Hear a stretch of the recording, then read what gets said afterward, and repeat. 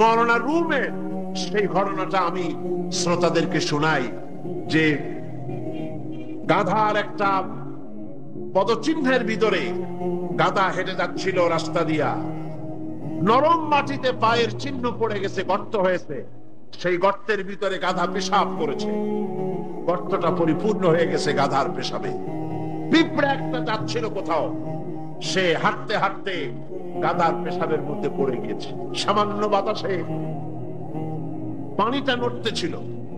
পিঁপড়া তখন নাকি বলতেছে যে ভূগোলের পাতায় পড়েছিলাম সেই পাঠশালার জীবনে, পৃথিবীতে নাকি আটলান্টিক নামক একটা মহাসাগর আছে, শেষ পর্যন্ত আমি সেই আটলান্টিক মহাসাগরেই পড়ে গেলাম। এই উত্তাল ঢেউ অতিক্রম করে কেমনে আমি কিনারায় যাব? কোত্থেকে যেন একটা শুকনা তেঁতুলের পাতা এসে পড়েছে গাধার পেশাবের ভেতরে। পিঁপড়া বহু কষ্ট করে ওই পাতার উপরে উঠে বসেছে। পাতাটি ঢেউয়ের তালে তালে সামনের দিকে এগিয়ে যাচ্ছে। পিঁপড়া এখন খুব দাম্ভিকতার সাথে, অহংকারীর সাথে পিঁপড়া বলছে, ইতিহাসের পাতায় পড়েছিলাম পৃথিবীতে নাকি টাইটানিক নামক বিরাট এক জাহাজের অস্তিত্ব ছিল। শেষ পর্যন্ত ভাগ্যের জোরে আমি সেই টাইটানিকের নাবিক হয়ে বসলাম। কি সাংঘাতিক! আমি আজ টাইটানিকের গর্বিত নাবিক, আর এই আটলান্টিকের উত্তাল ঢেউ পাড়ি দিয়ে চলছে আমি আমেরিকা আবিষ্কারের জন্য। গাধার পেশাবের ভিতরে তেঁতুলের পাতায় বসে পিঁপড়ার যে অহংকার! আমার দেশের তথাকথিত নাস্তিক মুরতাদ জাতীয় বুদ্ধিজীবীরা এর চাইতেও নিকৃষ্ট। সৃষ্টিকুলের মধ্যে নাস্তিক এবং মুরতাদরা হচ্ছে সবচেয়ে নিকৃষ্ট, যারা আল্লাহকে অস্বীকার করেছে। ইমানদারেরা হলো, আমি প্রথমেই বলেছি, পৃথিবীর মধ্যে কোরআনের আয়াত দিয়ে বলেছি, পৃথিবীতে শ্রেষ্ঠ কারা? ইমানদারেরা। চিল্লায় কর, পৃথিবীর শ্রেষ্ঠ মানুষ কারা? আর ওই মুরতাদ আহমদ শরীফ বলেছে মুসলমানেরা হচ্ছে ইতর। নাস্তিকরাই হলো সবচেয়ে ভালো মানুষ, আর আস্তিক যারা আল্লাহরে মানে তারা হলো সবচেয়ে নিকৃষ্ট মানুষ। আর আল্লাহ বলছেন পৃথিবীতে ইমানদারেরা শ্রেষ্ঠ মানুষ কারা? ইমানদার। এবার আল্লাহর ভাষায় শুনুন, পৃথিবীর শ্রেষ্ঠ মানুষ কারা? তাও আল্লাহর ভাষায় শুনেছেন। এবার আল্লাহর ভাষায় শুনুন, এই পৃথিবীতে নিকৃষ্ট মানুষ কারা?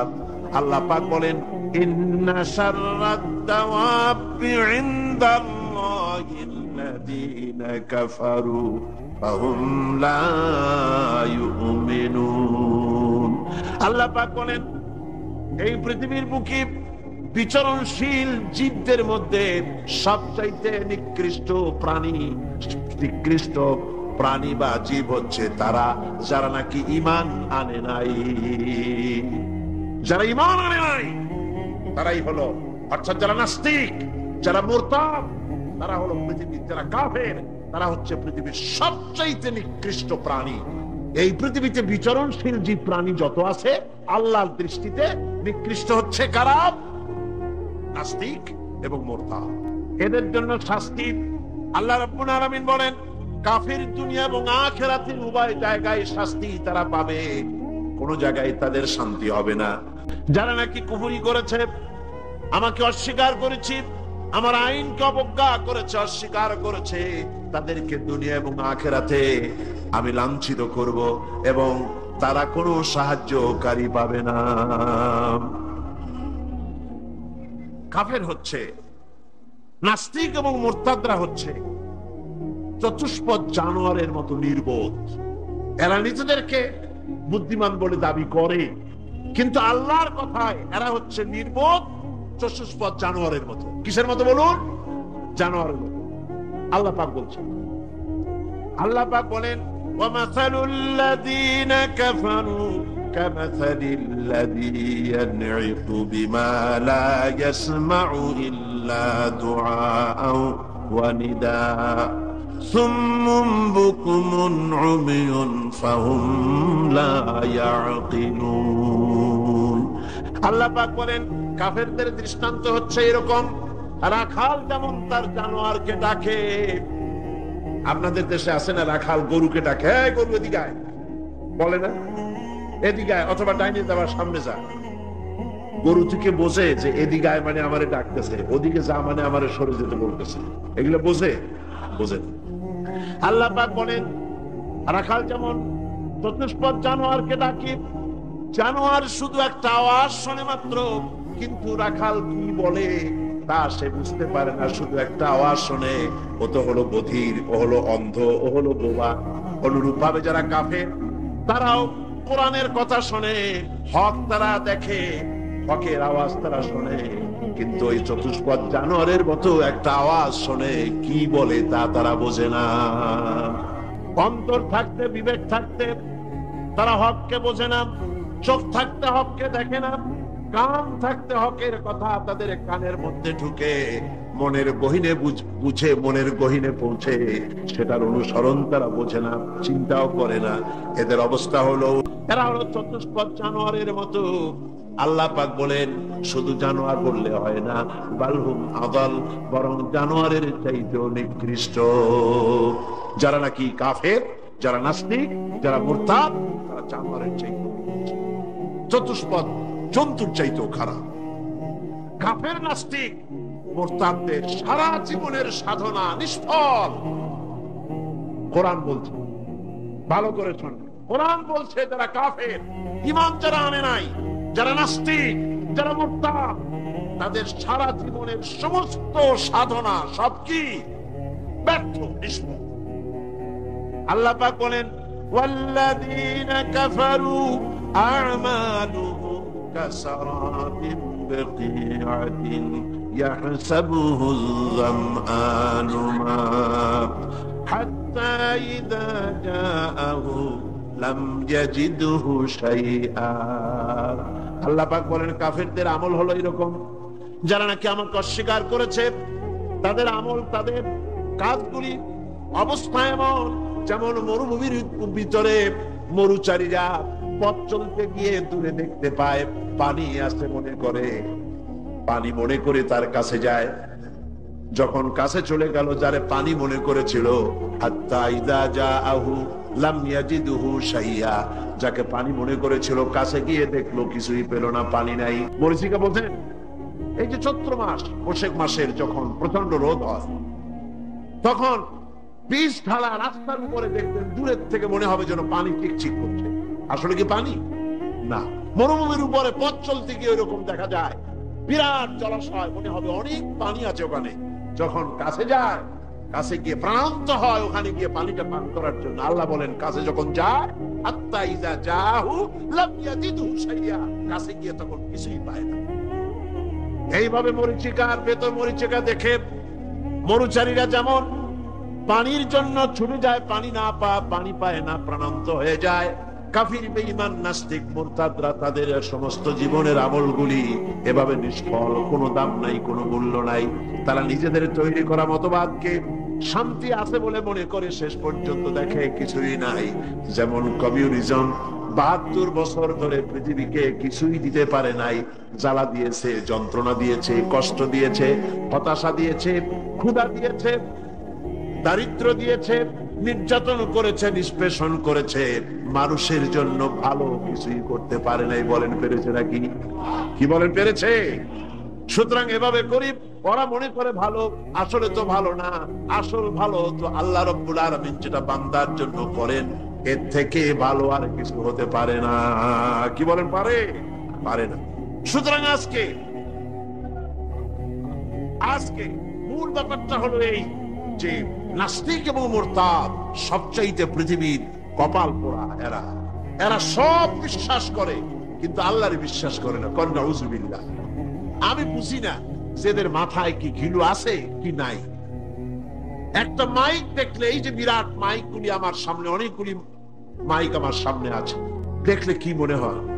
যেটা এমনি এমনি হয়েছে, বিশাল প্যান্ডেল দেখলে কি মনে হয় যে কয়েকজন আলেম এখানে বসে কি একটা দোয়া দুরূদ পড়ে ফু দিছে আর অমনি প্যান্ডেলটা হয়ে গেছে।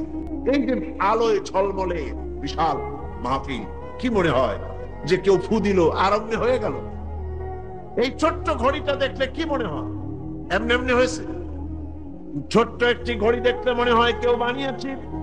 টেবিল দেখলে মনে হয় কেউ বানিয়েছে, মাইক দেখলে মনে হয় কেউ বানিয়েছে, এতটুকুন একটা প্যান্ডেল দেখলে মনে হয় কেউ বানিয়েছে। কিন্তু দুর্ভাগ্যের বিষয়, তথাকথিত বুদ্ধিজীবী আর এই নাস্তিক মোরতাদগুলি এমনই কপাল পোড়া, ওই বিশাল আকাশ দেখার পরে মনের ভিতরে তারা এটা বোঝে না যে এর পেছনে একজন স্রষ্টা আছে, যার নাম আল্লাহ রাব্বুল আলামিন। তারা বলে আকাশের স্রষ্টা নাই, জমিনের স্রষ্টা নাই, মানুষের স্রষ্টা নাই, সব নাকি এমনি এমনি হয়েছে। যেরকম নাউযুবিল্লাহ। এই চিন্তার সংকীর্ণতা, এই জন্য কাফেরদের অনুযায়ী তাদের জীবনের সমস্ত আমালগুলি বরবাদ হয়ে যাবে। আর কুফরি অবস্থায় তারা যদি তওবা না করে, কাফেরেরা, মুরতাদরা, নাস্তিকরা তওবা করে যদি ঈমানের পথে ফিরে না আসে, তাহলে তাদের মৃত্যুর পর তাদের উপরে লানত সকলে, আল্লাহ, ফেরেশতা সকলের।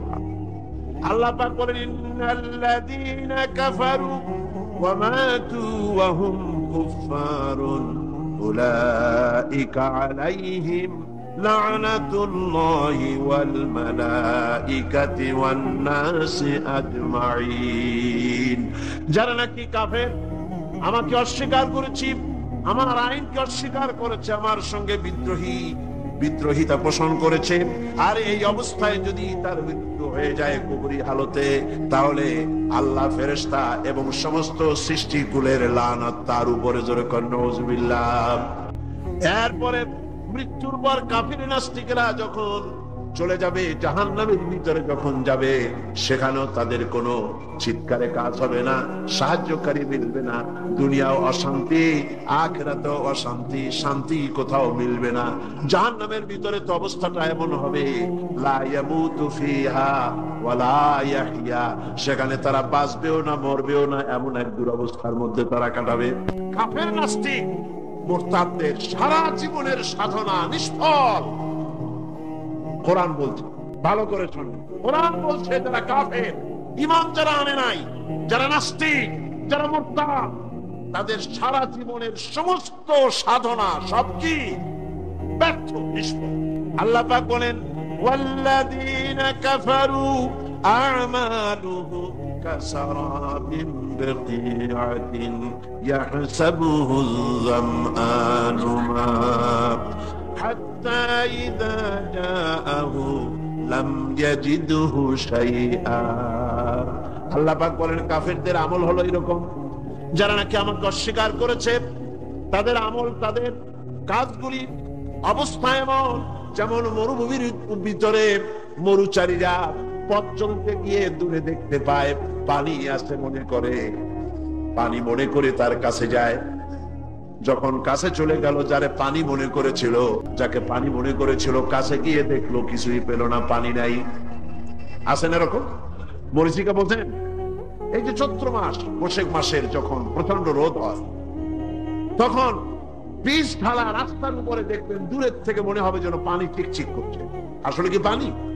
না। মরুভূমির উপরে পথ চলতে গিয়ে ওইরকম দেখা যায়, বিরাট জলাশয়, মনে হবে অনেক পানি আছে ওখানে। যখন কাছে যায়, কাছে গিয়ে প্রাণান্ত হয় ওখানে গিয়ে পানিটা পান করার জন্য। আল্লাহ বলেন, কাছে যখন যায়, হাত্তা ইযা জাহু লাম ইয়াজিদহু শাইআ, কাছে গিয়ে তখন কিছুই পায় না। এইভাবে মরীচিকার ভেতর মরীচিকা দেখে মরুচারীরা যেমন পানির জন্য ছুটে যায়, পানি পায় না, প্রাণান্ত হয়ে যায়। কাফির, বেঈমান, নাস্তিক, মুরতাদরা তাদের সমস্ত জীবনের আমলগুলি এভাবে নিষ্ফল, কোনো দাম নাই, কোনো মূল্য নাই। তারা নিজেদের তৈরি করা মতবাদকে শান্তি আছে বলে মনে করে, শেষ পর্যন্ত দেখে কিছুই নাই। যেমন কমিউনিজম ৭২ বছর ধরে পৃথিবীকে কিছুই দিতে পারে নাই, জ্বালা দিয়েছে, যন্ত্রণা দিয়েছে, কষ্ট দিয়েছে, হতাশা দিয়েছে, ক্ষুধা দিয়েছে, দারিদ্র দিয়েছে, নির্যাতন করেছে, নিষ্পেষণ করেছে, মানুষের জন্য ভালো কিছুই করতে পারে না। এভাবে গরিব ওরা মনে করে ভালো, আসলে তো ভালো না। আসল ভালো তো আল্লাহ রাব্বুল আলামিন যেটা বান্দার জন্য করেন, এর থেকে ভালো আর কিছু হতে পারে না। কি বলেন, পারে না। সুতরাং আজকে মূল ব্যাপারটা হলো এই যে নাস্তিক এবং মুরতাদ সবচাইতে পৃথিবীর কপাল পোড়া। এরা সব বিশ্বাস করে, কিন্তু আল্লাহরে বিশ্বাস করে না। কন্যা উজুবিল্লাহ। আমি বুঝি না যেদের মাথায় কি ঘিলু আছে কি নাই। একটা মাইক দেখলে, এই যে বিরাট মাইকগুলি আমার সামনে, অনেকগুলি মাইক আমার সামনে আছে, দেখলে কি মনে হয়? যেটা এমনি এমনি হয়েছে? বলেন আপনারা, কি মনে হবে? এমনি এমনি হয়েছে? এই বিশাল প্যান্ডেল দেখলে কি মনে হয়? যে কয়েকজন আলেম এখানে বসে কি একটা দোয়া দুরূদ পড়ে ফু দিছে, আর অমনি প্যান্ডেলটা হয়ে গেছে। এই যে আলোয় ঝলমলে বিশাল মাহফিল, কি মনে হয় যে কেউ ফু দিল আর অমনি হয়ে গেল? এই ছোট্ট ঘড়িটা দেখলে কি মনে হয়? এমনি এমনি হয়েছে? ছোট্ট একটি ঘড়ি দেখলে মনে হয় কেউ বানিয়েছে, টেবিল দেখলে মনে হয় কেউ বানিয়েছে, মাইক দেখলে মনে হয় কেউ বানিয়েছে, এতটুকুন একটা প্যান্ডেল দেখলে মনে হয় কেউ বানিয়েছে। কিন্তু দুর্ভাগ্যের বিষয়, তথাকথিত বুদ্ধিজীবী আর এই নাস্তিক মুরতাদগুলি এমনই কপাল পোড়া, ওই বিশাল আকাশ দেখার পরে মনের ভিতরে তারা এটা বোঝে না যে এর পেছনে একজন স্রষ্টা আছে, যার নাম আল্লাহ রাব্বুল আলামিন। তারা বলে আকাশের স্রষ্টা নাই, জমিনের স্রষ্টা নাই, মানুষের স্রষ্টা নাই, সব নাকি এমনি এমনি হয়েছে। জোরে কর নাউজুবিল্লাহ। এই চিন্তার সংকীর্ণতা, এই জন্য কাফেরদের অনুযায়ী তাদের জীবনের সমস্ত আমালগুলি বরবাদ হয়ে যাবে।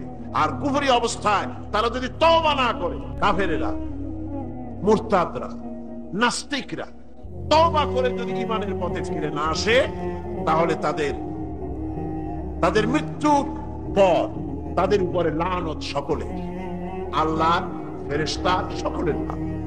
আল্লাহ পাক বলেন, যারা নাকি কাফের, আমাকে অস্বীকার করেছি, আমার আইনকে অস্বীকার করেছে, আমার সঙ্গে বিদ্রোহিতা পোষণ করেছে, আর এই অবস্থায় যদি তার মৃত্যু হয়ে যায় কবরি হালতে, তাহলে আল্লাহ, ফেরেশতা এবং সমস্ত সৃষ্টিকুলের লানত তার উপরে। জোরে কর নাউজুবিল্লাহ।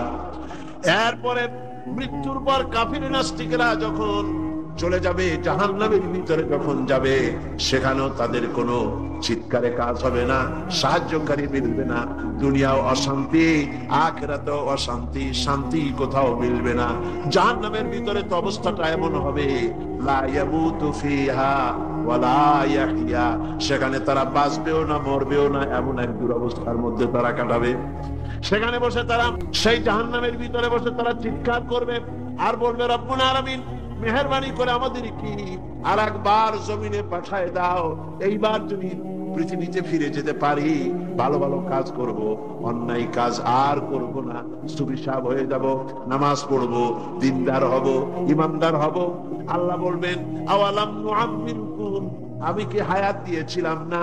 করলে তার ভিতরে বহুত কিছুই করতে পারতে, আর তোমাদের কাছে সতর্ককারীও এসেছিল, তা তোমরা মানো নাই, ঈমান আনো নাই।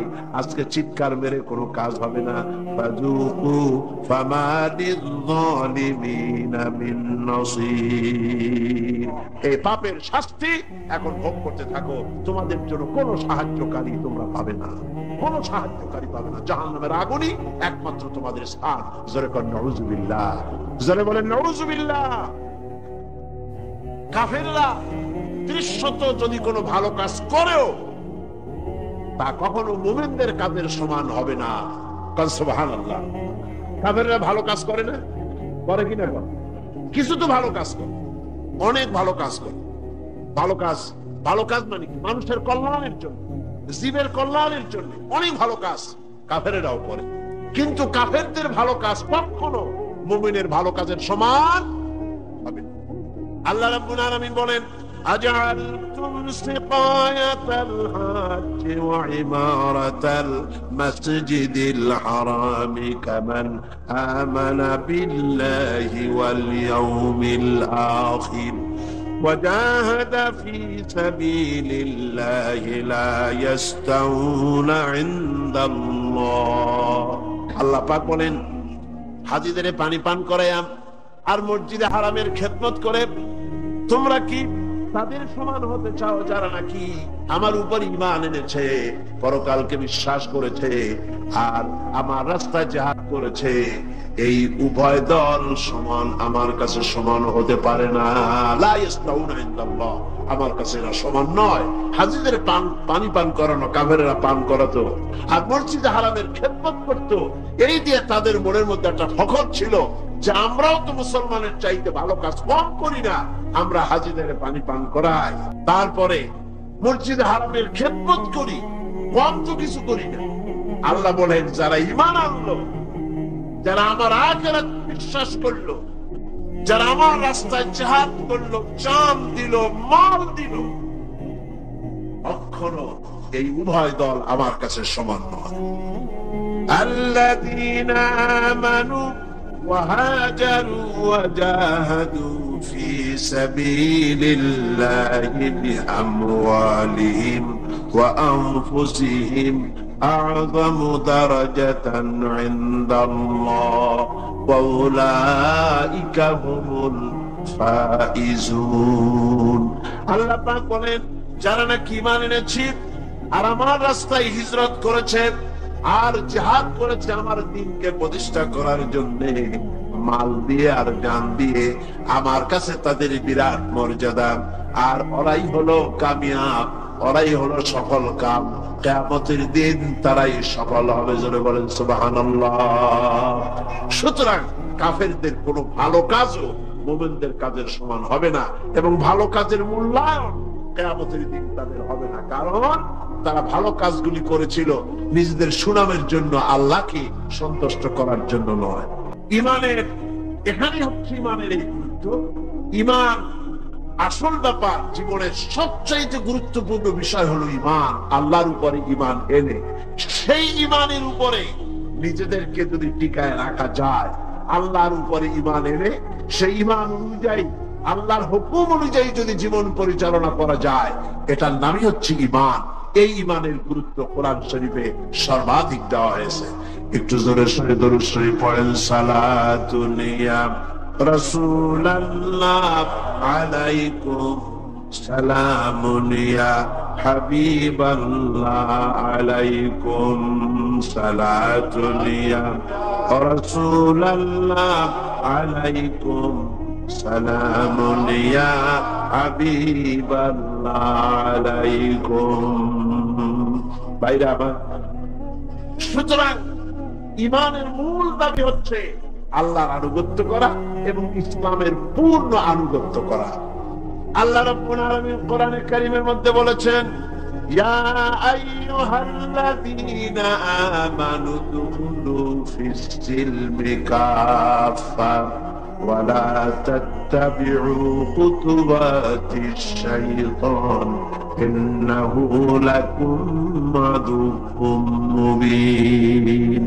আল্লাহ পাক বলেন, হে বিশ্বাসীরা, হে ঈমানদারেরা, ইসলামের ভিতরে শুধু ঈমানের দাবি করলে হবে না, ইসলামের মধ্যে পরিপূর্ণরূপে দাখিল হয়ে যেতে হবে। পরিপূর্ণভাবে 16 আনা দাখিল হওয়া লাগবে, অল্প একটু হলে হবে না। এই কথাটা আল্লাহ কাদেরকে বলছেন? মুমিনদেরকে। বলুন, কাদেরকে বলছেন? মুমিনদেরকে বলছেন। মুমিনদেরকে বলা হচ্ছে উদখুলু ফিস সিলমি কাফা, সিলমের মধ্যে, ইসলামের ভিতরে 16 আনা দাখিল হও। একটু একটু হলে হবে না। আমরা তো 16 আনা দাখিল হই নাই, অল্প অল্প হয়েছে। কেউ তো নামাজ পড়ি আবার রোজা রাখি না, কেউ নামাজ পড়ি রোজা রাখি আবার যাকাত দেই না, কেউ তো যাকাত দেই তো ওসর দেই না, কেউ তো নামাজ রোজা করি আবার সুদি টাকার ব্যবসা করি, কেউ তো নামাজ রোজা করি আবার বাড়িতে বিবি পর্দায় থাকে না। এরকম করে 16 আনা ইসলাম কবুল করা হয় নাই বলে আল্লাহ পাক বলেন, ঈমান আনা লাগবে 16 আনা ঈমান। 16 আনা ঈমান। এই 16 আনা ঈমানকে বুঝাবার জন্য আমি দৃষ্টান্ত দেই যে আপনি যদি শীত লেগেছে বলে একটা শেরওয়ানি পরলেন, ওই শেরওয়ানিটা যখন গরম লাগলো, তখন অনেক সময় দেখা যায় শেরওয়ানির একটা হাতার মধ্যে একটা হাত ঢুকাইয়া বাকি শেরওয়ানিটা পিঠের উপরে মানুষের ঝুলায় রাখে। এখন এই অবস্থায় তাকে কি বলা যাবে যে শেরওয়ানিটা পুরো সে গায়ে দিয়েছে? অনেকে আবার যদি কেউ প্যান্ট অথবা পায়জামা পরতে গিয়ে একটার মধ্যে পা ঢুকায় দিল, আর একটায় পা না ঢুকাইয়া প্যান্টের বাকি অংশ রাস্তা রাস্তা টানতে টানতে আনবে, সে প্যান্ট পরেছে, এটা কি কেউ বলবে? কেউ বলবে। মসজিদের বাইরে দাঁড়িয়ে মসজিদের জানালার ভিতর দিয়ে মাথাটা মসজিদের মধ্যে ঢুকায় দিয়েছে। কেউ কি বলবে যে লোকটা মসজিদের মধ্যে প্রবেশ করেছে? সুতরাং বোঝা গেল 16 আনা মসজিদে ঢুকলেই সশরীরে মসজিদে ঢুকছেন বলে প্রমাণ হবে। জামাটা সবটা গায়ে দিলে প্রমাণিত হবে জামাটা গায়ে দিয়েছেন। পাজামাটা সবটা পরলে বোঝা যাবে পাজামাটা প্যান্টটা সবটা পরেছে। অনুরূপ ভাবে ইসলামের 16 আনাটা মানতে হবে, আপোষ রফা করতে হবে, আল্লাহর হুকুমের সামনে মস্তককে অবনত করে দিতে হবে। আল্লাহ যা বলেছেন প্রশ্নাতীত ভাবে বিনা প্রশ্নে নির্দ্বিধায় আল্লাহর হুকুমের সামনে আইন মেনে নেওয়াটাই হলো মুমিনের কাজ। এর দৃষ্টান্ত আমাদের জাতির পিতা হযরতে ইব্রাহিম আলাইহিস সালাম। হযরত ইব্রাহিম আলাইহিস সালামকে আল্লাহ রাব্বুল আলামিন বলেছেন, ইয ক্বালা লাহু রাব্বুহু আসলিম ক্বালা আসলামতু লিরাব্বিল আলামিন। আল্লাহ পাক তার খলিল ইব্রাহিমকে বললেন, আনুগত্য করো, আনুগত্যের মস্তক অবনত করে দাও, সারেন্ডার করো। ইব্রাহিম আলাইহিস সালাম কোনো প্রশ্ন তোলেন নাই কোন ব্যাপারে সারেন্ডার করব। আল্লাহ যখনই বলেছেন মাথা নত করো, সারেন্ডার করো, আত্মসমর্পণ করো, কোন রকমের প্রশ্ন ছাড়াই আমাদের জাতির পিতা হযরত ইব্রাহিম আলাইহিস সালাম ঘোষণা করে দিলেন, আসলামতু লিরাব্বিল আলামিন। আপনারাও পড়েন, আসলামতু লিরাব্বিল আলামিন। সারেন্ডার হয়ে গেলাম, আত্মসমর্পিত হয়ে গেলাম আকাশ এবং জমিনের মালিকের সামনে। এটাই হলো ঈমানের দাবি। এটা কিসের দাবি? ঈমানের দাবি। আল্লাহ যা বলবেন সেটার সামনে মাথা নত করে দেওয়া, এটাই হলো ঈমানের পরিচয়। আজকে ঈমানের পরিচয়ের উপরই আমি কথা বলতেছিলাম। এই ঈমানের পরীক্ষা আল্লাহ রাব্বুল আলামিন ইব্রাহিম আলাইহিস সালামকে দিয়ে যে পরীক্ষা নিয়েছিলেন, গোটা পৃথিবীর মানুষকে তা শিক্ষা দেওয়ার জন্যই এই পরীক্ষা আল্লাহ দিয়েছিলেন। আল্লাহ পাক তাকে অর্ডার করলেন বিবি বাল বাচ্চাকে মরুভূমিতে ছেড়ে আসতে। হযরত ইব্রাহিম আপত্তি করেন নাই, মেনে নিয়েছিলেন। মরুভূমির ভিতরে বিবি বাল বাচ্চাকে ছেড়ে আসতেন, যেখানে খাবার নাই, পড়ার নাই, যেখানে গাছ নাই, পালা নাই, বাড়ি নাই, ঘর নাই, সেখানে ফেলে দিয়ে আসলেন। আবার এই ছেলে যখন বড় হলো, আল্লাহ রাব্বুল আলামিন অর্ডার করলেন ছেলেকে জবাই করে দাও। ইব্রাহিম আলাইহিস সালাম কোনো আপত্তি করেন নাই, বরং ছেলেকে বলেছেন, আমি স্বপ্নে দেখেছি আমি যেন তোমাকে জবাই করতেছি, এখন তোমার রায় কি আমাকে বলো। ছেলে বিদ্রোহ করলো না। ছেলে কি পয়গম্বর না? ছেলে বিদ্রোহ করেন নাই। ছেলে বললেন, ছেলে কিন্তু একথা বলেন নাই, আব্বা আমার মায়ের সাথে আমার বাচ্চা অবস্থায় আপনি ফেলে দিয়ে গিয়েছিলেন, খাবার দেন নাই, পড়ার দেন নাই, আশ্রয় দেন নাই, রুবুবিয়ত করেন নাই, প্রতিপালন করেন নাই, এখন কোন অধিকারে আমাকে জবাব করতে আসলেন? এ কথা বলেন নাই। বরং ছেলে জবাব দিলেন, মুসলমান কারে বলে, ঈমান কাকে বলে, সারেন্ডার কাকে বলে, ঈমানের পরিচয় কি, তার দৃষ্টান্ত হচ্ছে ইসমাঈল আলাইহিস সালাম ঘোষণা করে দিলেন, ইয়া আবাতি ফাল মা তুমারু সাতাজিদুনি ইনশাআল্লাহু মিনাস সাবিরিন। হে আমার পিতা, আপনি যা আদিষ্ট হয়েছেন আপনি তা পালন করুন, আমি আমার মাথা নত করে দিলাম। আপনি আপনার হুকুম, আল্লাহ যে হুকুম করেছেন হুকুম পালন করেন, আমাকে ধৈর্যধারীদের মধ্যে আপনি পেয়ে যাবেন।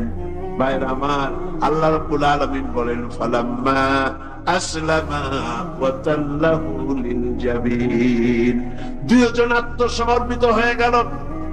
বাবার হাতে সুই, ছেলেকে কাজ করেছে, জবাই করবে। আর আল্লাহ রাব্বুল আলামিন তার তো ইচ্ছা নাই ছেলে জবাই হোক, আল্লাহর ইচ্ছা হলো গোটা দুনিয়ার মানুষ ঈমানের ট্রেনিং পেয়ে যাক। গোটা পৃথিবীর মানুষ মোমেন কারে বলে, সারেন্ডার কারে বলে, মুসলমান কারে বলে, তার দৃষ্টান্ত শিখুক। দৃষ্টান্ত সেট হয়ে গেল। আল্লাহ পাক ইব্রাহিমকে ডেকে বললেন, ইব্রাহিম তুমি তোমার স্বপ্নকে বাস্তবে রূপ দিয়েছো, আর আমি এভাবেই মুহসিন ব্যক্তিদেরকে পুরস্কৃত করে থাকি। সুতরাং ঈমান হচ্ছে সারেন্ডার হওয়া, সারেন্ডার হয়ে যাওয়া, আত্মসমর্পিত হয়ে যাওয়া। ঈমান হচ্ছে আল্লাহ পাকের পরিচয় হচ্ছে এই যে আল্লাহর হুকুমের সামনে মাথাকে একেবারেই নত করে দেওয়া। আর এখানেই শান্তি, এখানেই শান্তি। আল্লাহ পাক কোরআনে কারিমে বলেন, আফাগায়রা দীনিল্লাহি ইয়াবগুন ওয়ালাহু আসলামা মান ফিস সামাওয়াতি ওয়াল আরদি তাওআন ওয়া কারহা। তোমরা কি আমার দেওয়া জীবন ব্যবস্থা ছেড়ে দিয়ে মানুষের তৈরি করা কোনো মতবাদ গ্রহণ করতে চাও? ওয়ালাহু আসলামা মান ফিস সামাওয়াতি ওয়াল আরদ, অথচ আকাশে যা আছে, জমিনে যা আছে, সব আনুগত্যের মস্তক আমার সামনে অবনত করে দিয়েছে। কল সুবহানাল্লাহ, জোরে কল সুবহানাল্লাহ। আর আনুগত্যের মস্তক তারা অবনত করে দিয়েছে বলে সংঘর্ষ নাই, মারামারি নাই। অত বড় চাঁদ, অত বড় বিরাট সূর্য, গ্রহ, নক্ষত্র, সৌররাজি, নবমণ্ডল, ভূমণ্ডল, কোন মারামারি নেই। আছে মারামারি? এই পৃথিবীতে কত প্রাণী আছে, জঙ্গল ভরা প্রাণী, সমুদ্র ভরা প্রাণী, মাঠ ভরা প্রাণী, পাহাড় ভরা প্রাণী। বড় প্রাণী খাদ্যাভাবে মিছিল করেছে কখনো? বাংলাদেশ সরকারের কাছে দাবি করেছে যে আমাদের সন্তান জন্মের মতো হচ্ছে, আমাদের খাদ্য খুব কমে গেছে, কিছু পরিবার পরিকল্পনার যন্ত্রপাতি আমাদের জঙ্গলে পাঠায় দাও? বলেছে কেউ? কেউ বলে নাই। কারণ ওখানে শান্তিতে ভরা, ওখানে ওরা সবাই আল্লাহর উপরে, আল্লাহর আইন মেনে চলছে, আল্লাহর হুকুম মেনে চলছে। সুতরাং মুমিন ব্যক্তি কাজই হচ্ছে আল্লাহর সামনে সারেন্ডার হয়ে যাওয়া। ঈমানের এটাই হচ্ছে পরিচয়। আল্লাহ রাব্বুল আলামিন বলেন, এটাই হলো মুমিনের কথা, এটাই হলো ঈমানের পরিচয়। মুমিন বলবে, নিশ্চয়ই আমার নামাজ, আমার কুরবানি, আমার হায়াত, আমার মত সবকিছু আল্লাহ রাব্বুল আলামিনের জন্য।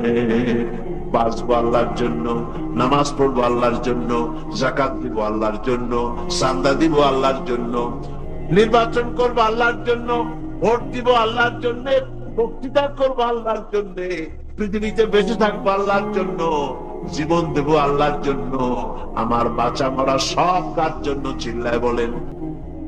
আর এইভাবে যদি আল্লাহর জন্য জান মাল সবকিছু আমাদের কোরবানি করতে বলাই হয়েছে। কারণ ইন্নাল্লাহ আশতারা মিনাল মুমিনিনা আনফুসাহুম ওয়া আমওয়ালাহুম বিআন্না লাহুমুল জান্নাহ। আল্লাহ পাক বলেন, আমি আমার মুমিনের জান এবং মালকে সবটা আমি খরিদ করে নিয়েছি, বিনিময়ে মুমিনকে আমার জান্নাত দান করেছি। জোরে বলেন সুবহানাল্লাহ।